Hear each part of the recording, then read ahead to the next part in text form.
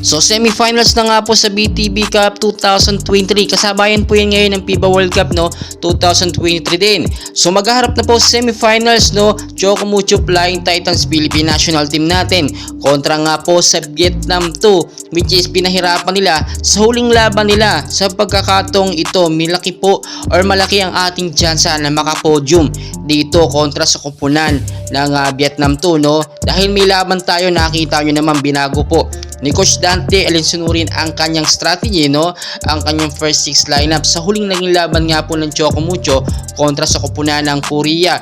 Hindi po binababad sa first set, second set itong si CC Rondine, which is kinakailangan po pagdating ng third, kung umabot man ng fourth at sa pang fifth set. Dito po makikita natin ang talagang experience ni Dante Alensunurin sa mga international game, which is nagagamit niya po ngayon sa Choco Mucho. Maganda so far and all goods po ang pinapakita ng Choco Mucho Flying Titans natin sa kanilang huling mga naging laban. Sa huling laban nga po sa Korea, akala natin matatalo tayo sa loob ng 3 set, pero biglang bumawi ang Choco Mucho sa kanilang panibagong strategy.